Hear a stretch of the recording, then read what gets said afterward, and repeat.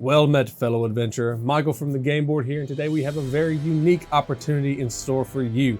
We will be showing you a how to play and a full playthrough of our preview copy of Dungeons & Dragons Builders of Baldur's Gate, designed by Matthew Dustin and published by WizKids. Now, some of you watching this video may be familiar with Baldur's Gate through visiting it and exploring it in a Dungeons & Dragons campaign, or experiencing it through the very popular Baldur's Gate video game series.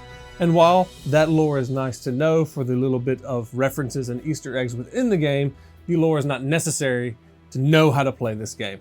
In Builders of Baldur's Gate, you will be taking on the role of a powerful house, trying to secure your dominance within the Grey Harbor city itself. You will do this by constructing buildings of various types, gaining the favor and influence over the powerful factions within the city, and fending off attacks from the outside world. So, how do you play this game? Well, on your turn, you choose one of three different things to do.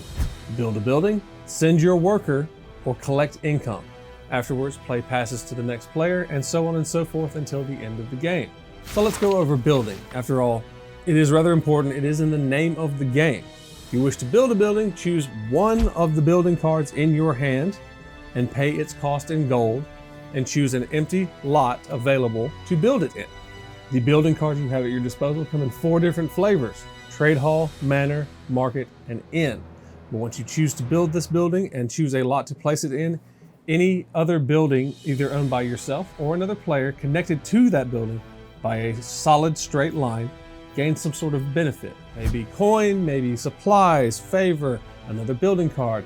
There are various different types. Some buildings can gain you certain supplies, some have effects that last throughout the rest of the game, and some buildings have when-built conditions, meaning that when you choose to build them, they have a one-time effect that triggers after you build it. Once you've chosen an empty lot to fill, that is then replaced by another empty lot by drawing one at random from this bag. When a token is drawn, it is added to the attack track of the district it belongs to. When it's full, an attack happens, and we will get to attacks later. The second thing you can choose to do on your turn is send your worker to conduct business on your behalf at one of the many special locations inside the city. To do that, you choose a special location. You choose one of the 2 deals available at that location, one being free and the other costing some amount of favor. Place your worker there. If for whatever reason, a worker from another player is already at the deal location you wish to visit, you still can, but it will bump that worker off, giving it back to their player for free.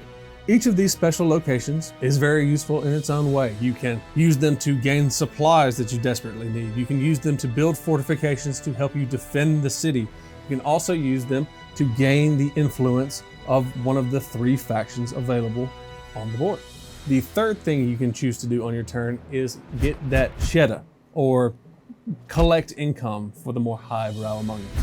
When you do this, look at your entire portfolio, every building you've built and own within the city, and see what gets you some income. Your main headquarters that you start the game with will gain you some coins, some resources, but other buildings that you have built may require a supply cost to gain their income.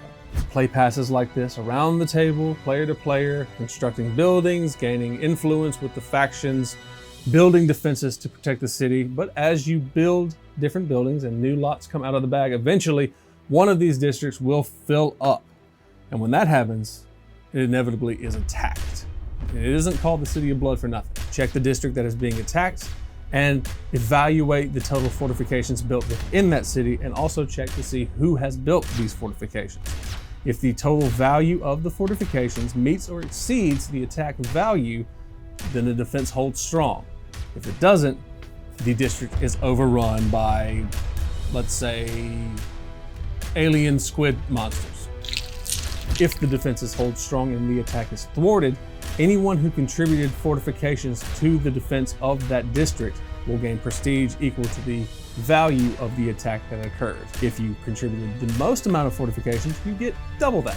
If the defenses are not built strong and the attack is successful, well, unfortunately, anyone who has buildings within that district who do not also contribute to the fortification of that district, they're gonna have a rough go of it. So get to building those fortifications, because every attack will become stronger and stronger as the game progresses. After the final attack, the game is essentially over and you go into in-game bonus points. Count up your agendas and score the ones you are able to score, provided you have gained enough influence with the factions within the city. Take a look and see how many districts you've been built into. That could count for bonus points. Your longest chain of fortifications and buildings within the city will also grant you bonus points. Also, anything remaining in your supply, coins, supply, favor, unused building cards, all of these things are counted up, divided by 3, and also gain you bonus points. After all in-game points have been tallied, whoever has the most prestige is crowned the winner and the pride of the gate. And that's how you play Dungeons & Dragons Builders of Baldur's Gate. Now a reminder, this is our preview copy, so when the game is released, components and rules may slightly differ. But for now, grab a hammer and chisel and meet me halfway to everywhere as we at the game board play through Builders of Baldur's Gate.